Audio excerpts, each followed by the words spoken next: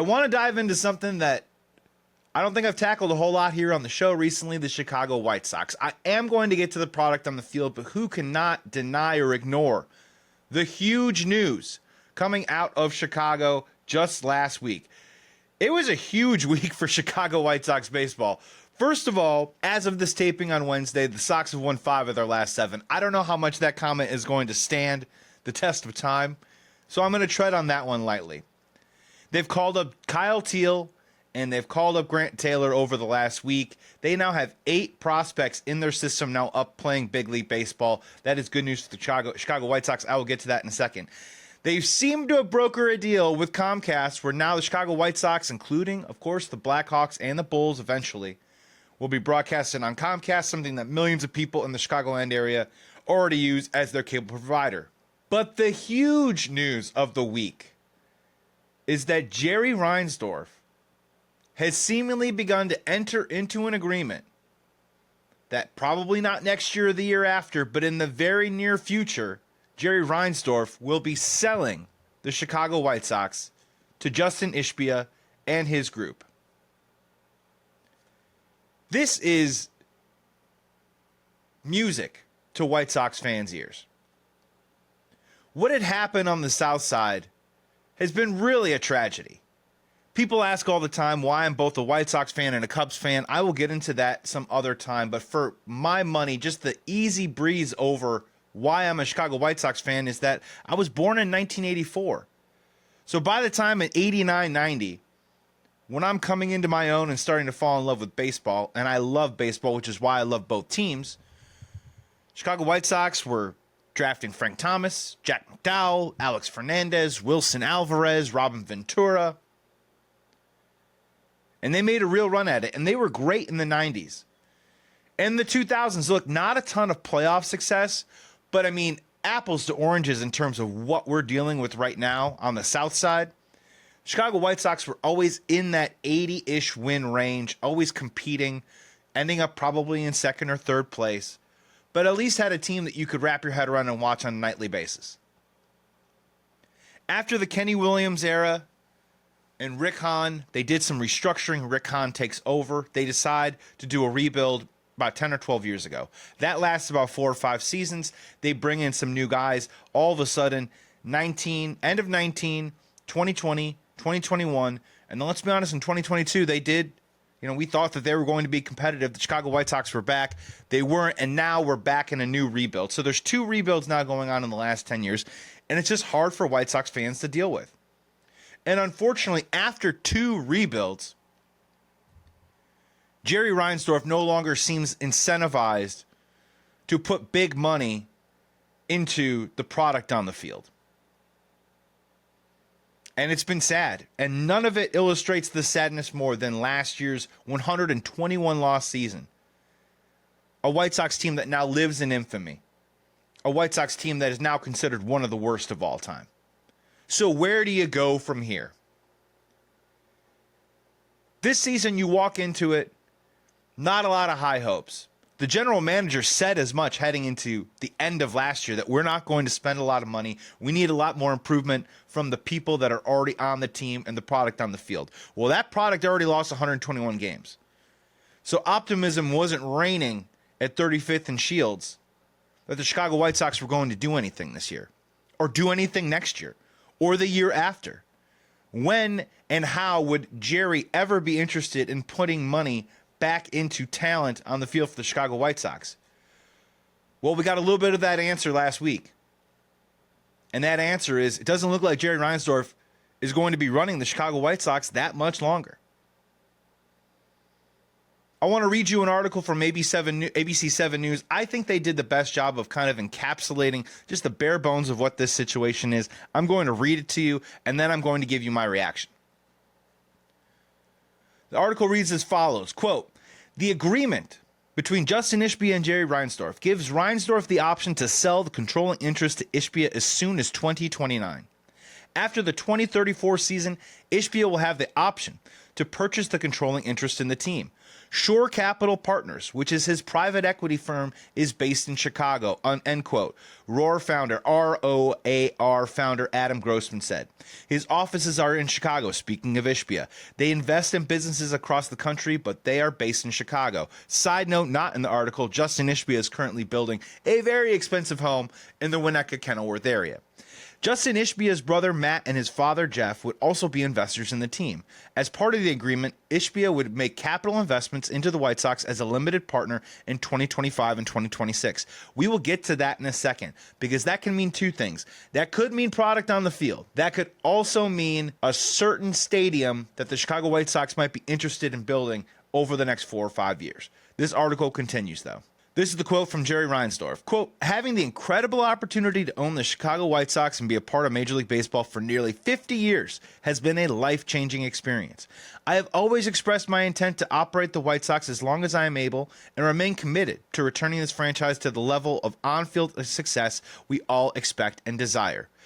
Unquote. The team has said that there is no assurance that any sale of the team will happen. Reinsdorf has been the chairman of the White Sox since 1981, and he and his family will continue to control the team until a transaction which will not occur before 2029. Sources tell ABC7 the White Sox are, quote, stepped up talks with Related Midwest regarding a stadium on a portion of the 78, a vacant lot in the South Loop. So here is the rub. Jerry Reinsdorf is most likely going to be the controlling owner of the Chicago White Sox until 2029. At that time, per this article and per the reported news, the Ishbia family can then begin buying up controlling shares of the Chicago White Sox. You can put minority money in, but that doesn't mean that you control the team. Those are separate shares that Reinsdorf has protected and taken over from his partner Eddie Einhorn beginning in 2012. So in 2029, the Ishbias can start chipping away at that. They could take them all. They could take them one step at a time. And they have a 5-year window to do so. What does this all mean for White Sox fans? Well, the first one is, it's important to keep in mind that Sox Park right now, which we are calling the Rate, the stadium lease is up in 2029. Stepped up in talks with Related Midwest regarding a stadium on a portion of the 78. A lot of this seems to me, and I am speculating right now, but that's all Chicago White Sox fans can do. And we're going to speculate because this is actually optimistic news, is that not only are the Chicago White Sox probably going to have a new owner within the next 5 to 8 years, they're probably going to have a new stadium. And it seems to me that there are financial machinations that need to happen before Ishbia takes over the team, before they actually decide on what landing spot, if it is going to be the 78 where the new stadium is. There's a lot of pieces in place. But in the end, the Chicago White Sox are going to be owned by someone different within the next 5 to 8 years. Jerry Reinsdorf, 89 years old. And it seems like that there is a succession plan here for the Ishbia family to take over. And it also seems like that the Reinsdorfs will have an opportunity to still pursue financial investments, more probably particularly in real estate, if they do pursue a new stadium specifically at the 78. So the Ishbias get to use their private equity money to hopefully probably make a bid on a plot of land to get a new stadium. Jerry Reinsdorf gets to stay in the fold, get it all lined up, and then in 2029, the Ishbias can take over the baseball operation side, maybe with a new stadium, maybe with, obviously a brand new parking lot, maybe restaurants, venues, turn it into another social mecca that Wrigley Field already exists around Wrigley Field, and what the Reinsdorfs are trying to build around the United Center. It is funny, and you got to hand it to them, that a lot of these sports owners now, and we've seen a blueprint of it in this town, it isn't enough just to own the commerce inside the stadium and the lease on the parking lot. They want to own the restaurant around it, the merchandise, the bars, the fun. Whatever it is, they want to own the buildings and then lease them out so that they can create and make money off of a village. So if you're probably wondering, I think this does answer a little bit of a question of why have the White Sox been so bad the last 2 years, and why is the payroll less than $80 million? In my estimation, I think we're getting a little bit of that answer now. That I think the Reinsdorf family is positioning itself, and now officially has positioned itself, to sell the team. They have no incentive to put money onto the field if they are trying to sell off the team or trying to set up a situation where they would then have a stadium that they could open up and start over again. But this is good news for Chicago White Sox fans. In my estimation, the big question now is, I have to be honest and realistic about this. The first part about it is, if you're a Chicago White Sox fan, I probably would not be banking on the White Sox bringing their payroll up to $185 million, a payroll number that existed all throughout the 2010s when they tried to field competitive teams. I would not anticipate that, but I will tell you, in 2027 and 2028, as the pieces are starting to align, as the Ishbias are getting closer to taking over, there is a valuation factor that has to take place, and a part of that, and I would say a large sum of that, has to do with the product on the field. Eventually, it is great when you want to move into a new stadium. It's great for the owners. It's probably going to be good for the fans. Ticket prices will probably go up, but you will have new, fresh, modern amenities across the board. This could be good news for Chicago White Sox fans and honestly Chicagoans in general.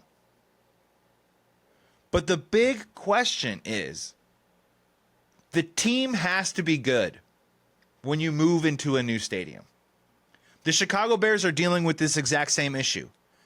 And it isn't so much a frustrating cycle that the Bears have been stuck into. There is a portion of it that they're giving $13.5 million to Ben Johnson because when that new stadium opens up, they have to have a good product to sell all of their tickets and their season ticket licenses and so on. The Chicago White Sox will be in that same situation in the next 24 to 30 months. You cannot open up a new stadium and have a payroll of $80 million and expect fans to come up to the till and pay. It just doesn't work like that. And if you're the Ishbia family, you want to hit the ground rolling as quick as you can. So I'm telling you right now that this does say that the Chicago White Sox, I get it, they're going to do the youth movement. In the next part of this segment here, I am going to talk about what I do like about what's going on with the Chicago White Sox on the field right now. And I know this sounds crazy. When you say years like 2029 and 2034, it sounds so far away and so futuristic. And I'm not trying to sell you that in 2026, all of a sudden the Chicago White Sox are going to go out and pay $500 million for Kyle Tucker. They're not going to do that. But I am telling you, in 2027, the Chicago White Sox are probably most likely going to return to a financial sanity that is par for the course of what the MLB markets and what these teams usually look like. I do think that in the next 3 or 4 years, we could very well see the Chicago White Sox sign a $200 million player. Forget Andrew Benintendi's $75 million, which is the current high mark right now. The Chicago White Sox are one of 2 MLB franchises that have never handed out a $100 million contract. In Chicago, the 3rd biggest market. I'm telling you within the next 3 years, I think we could see a $200 million player. I am telling you that perhaps in 2029, 2030, I know it's far off down the road, but there could be an offseason where the Ishbia family comes in and spends $500 million on the Chicago White Sox. Brighter days are ahead. We're just going to have to wait for them. And it stinks what Jerry's put us through. And it's tough. And especially when you look back on it, especially after 2021, you bring in Tony La Russa. You get really close. You win a game against the Astros, but you kind of got your butt kicked. And then that offseason, you don't go all in to do everything you can. That was the last chance. There are some people that believe because of this move and because it is in theory now in 2029, the Ishbias will be taking over the franchise. Jerry will be done. That some people have theorized that why wouldn't Jerry try and go for it in 27 and 28, like really go for it and try and get one more title. Go out with a bang. Maybe try and scrub some of the bad will off of what had been a pretty good run through the 90s, through the early 2000s. I think a lot of people considered Jerry Reinsdorf to be a good owner.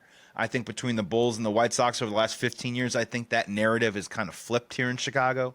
Would Jerry put money into the team? It's yet to be seen.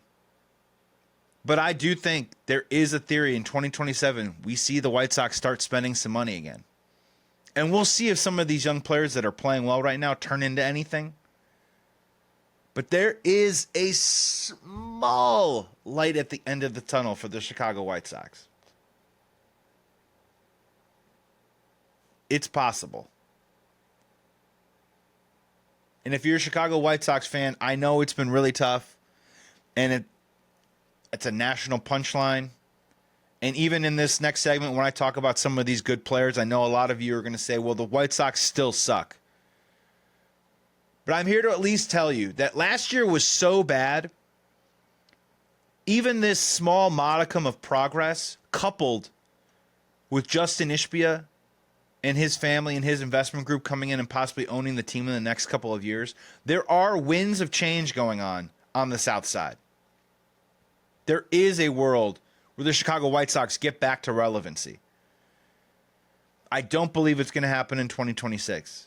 But in 2027 and 2028, I do believe, and this is a little bit, and what's great about this is when the Ishbias come in and take over this team, or as they prepare to, I think a lot of people were worried that Jerry was just going to punt on every single season over and over and over again, continue to threaten to move the team to Nashville, and we would be a running joke forever. This at least is a plan in place that ends the joke. The punchline has happened. People have already laughed at the 121 loss season, and now we can move on to something else. The other important factor of this, too, is Justin Ishbia.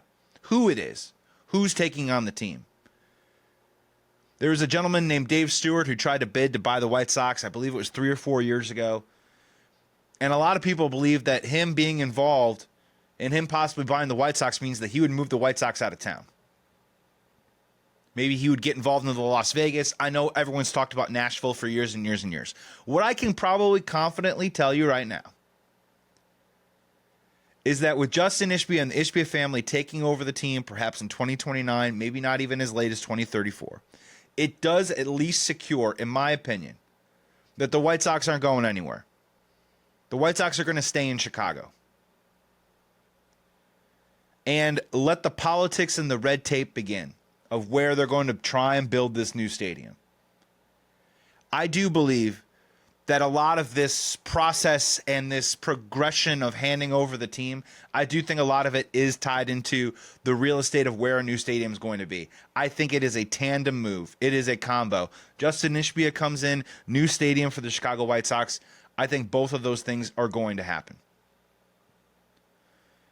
And I can understand that a lot of this news is, what does this have to do with how bad the baseball team is? Well, from my perspective, if you're Jerry Reinsdorf and you're trying to get all these off-the-field things done and all these things aligned to ensure whatever legacy it is that you want to have, financial and civic,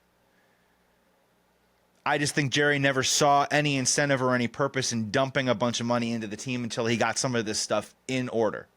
And now we're starting to see some of these things get into order. And as that gets settled and as that gets buttoned up, I do honestly believe that they're going to start putting money back into the team. Bring in some free agents, bring in some winners. I'm not saying you need to sign $400-500 million players. But I do believe that the Chicago White Sox within the next 2 or 3 years will probably sign a $200 million player.